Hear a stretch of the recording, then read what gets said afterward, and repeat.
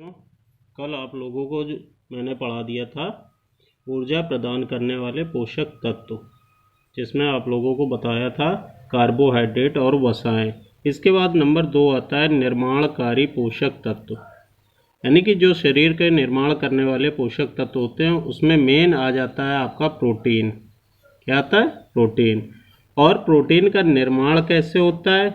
इसमें carbon, hydrogen, oxygen और nitrogen, ये चारों तत्व आपस में मिलकर जो यौगिक का निर्माण करते हैं उसको क्या कहा जाता है? प्रोटीन कहा जाता है। क्या कहा जाता है? प्रोटीन। प्रोटीन के निर्माण में भाग लेते हैं, यानी कि ये चारों तत्व प्रोटीन के निर्माण में भाग लेते हैं। प्रोटीन का एक अणु कई अमीनो अम्लों से मिलकर बनता है। प्रोटीन का एक अणु जो है कई अमीनो अम्लों से मिलकर बनता है। अब मेन चीज़ आ जाती है कि प्रोटीन के स्रोत क्या होते हैं। प्रोटीन के स्रोत के लिए सबसे अच्छा साधन होता है मांस, मछली, दूध, अंडा, पनीर। नॉनवेज और वेज दोनों प्रकार की चीज़ें हैं इसमें। और इसके बाद आ जाता है वानस्पतिक जगत, यानी कि वनस्पतियों से भी प्राप्त होता है। किस रूपों में? दालों में, गेहूं में, मूंगफली और बादाम में। इन चीज़ों में भी प्रोटीन प्राप्त होता है। अब जब प्रोटीन हम प्राप्त करते हैं तो इसकी उपयोगिता क्या होती है? तो इस जगह मैंने एक हेडिंग दे दी है आप लोगों को, प्रोटीन की उपयोगिता। जीव द्रव्य निर्माण का प्रमुख भाग है, यानी कि प्रोटीन के माध्यम से जीव द्रव्य जो कोशिका का जैविक पदार्थ होता है तो उसका निर्माण होता है। नंबर 2 यहाँ पर दे दिया है, ये सभी प्रकार के एंजाइमों का निर्माण करते हैं, जैसा कि आप लोगों को मैंने 9th में पढ़ाया भी था। ठीक है, विकर, एंजाइम और हार्मोन्स।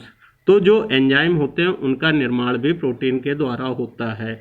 नंबर 3 दे दिया है, प्रोटीन से बनी एंटीबॉडीज।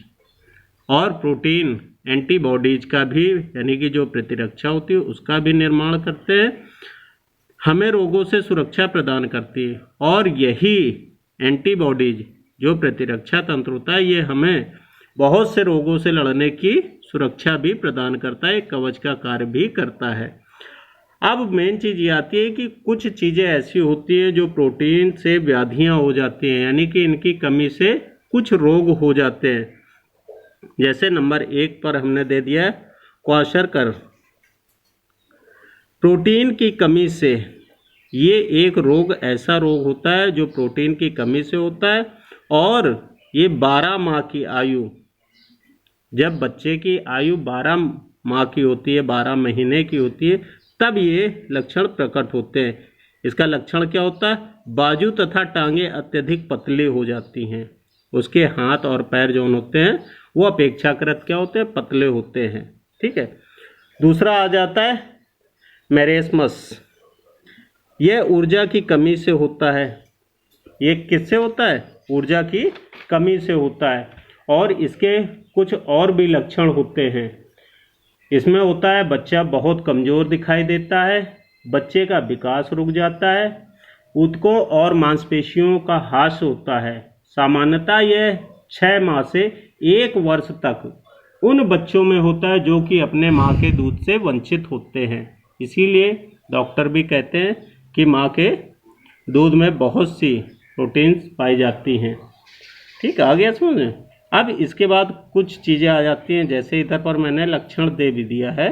प्रतिरक्षा प्रणाली कमज़ोर हो जाती है, जो हम लोगों को रोगों से लड़ने की क्षमता होती है, ठीक है, उस क्षमता को ये कमज़ोर कर देते हैं अगर प्रोटीन नहीं होगा। भूख ना लगना, भूख जो है वो भी नहीं लगती है, डायरिया हो जाती है, मानसिक मंदता आ जाती है, यानी कि बुद्धि का विकास ना हो पाना, होता है लेकिन कम होता है। मंद नाड़ी हो जाती है, यानी कि जो नाड़ी की सामान्य गति होती है वो गति भी कम हो जाती है। इसके बाद आते हैं नंबर 3। नंबर 3 आ जाता है प्रतिरक्षा प्रदान करने वाले पोषक तत्व। पहले क्या था? निर्माणकारी पोषक तत्व थे, अब आ रहे हैं प्रतिरक्षा प्रदान करने वाले पोषक तत्व, जिसमें आप लोगों ने नाम सुना होगा विटामिन्स। ठीक है, नाम सुना है। अब विटामिन्स क्या होते हैं? ये जटिल कार्बनिक पदार्थ हैं जो शरीर को प्रतिरक्षा प्रदान करते हैं। यानी कि शरीर को प्रतिरक्षा प्रदान करने का कार्य भी विटामिन करते हैं। इनकी कमी से अपूर्णता रोग होते हैं। ये मोस्ट इम्पॉर्टेंट है। जैसे आ जाता है क्वेश्चन, विटामिन की कमी से कौन सा रोग हो जाता है, तो कौन होता है, अपूर्णता रोग।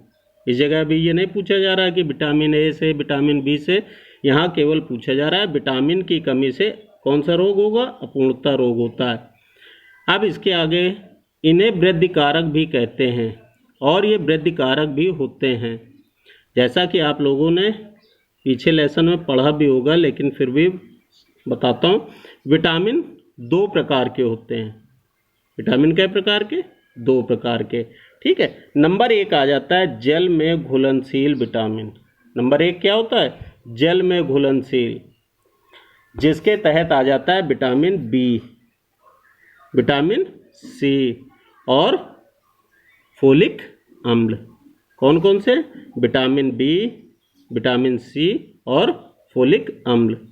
अब विटामिन बी में कई रूप होते हैं, जैसे विटामिन A1 जिसको कहा जाता है विटामिन 1, ठीक है, या विटामिन ए। इसका नाम होता है थायमीन।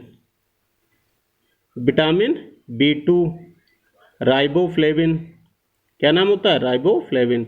विटामिन B3 पेंटोथेनिक अम्ल। विटामिन B5 निकोटीनिक अम्ल। Vitamin B6 pyridoxine. Vitamin B12 cyano cobalamin. अब इसके बाद आते हैं विटामिन सी। इस जगह मैंने दे दिया है विटामिन सी, ठीक है। विटामिन सी का वैज्ञानिक नाम मालूम है क्या होता है, एस्कॉर्बिक अम्ल। क्या होता है, एस्कॉर्बिक अम्ल, ठीक है। अब इसके बाद आ जाते हैं वसा में घुलनशील। ये आ जाएगा नंबर 2, वसा में घुलनशील विटामिन। तो वसा में घुलनशील विटामिन कौन कौन से होते हैं, विटामिन, इधर लिखे दे रहा हूं,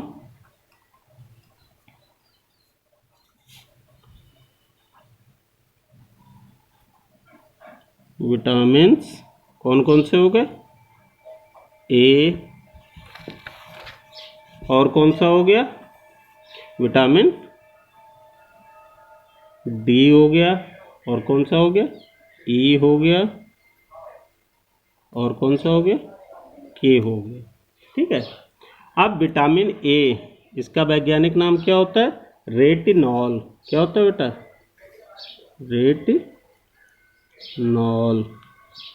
ठीक है। ये चीज़ ध्यान रखना है आप लोगों को, इनके वैज्ञानिक नाम आ जाते हैं। और अब आता है विटामिन डी। विटामिन डी का नाम होता है कैल्सीफेरॉल।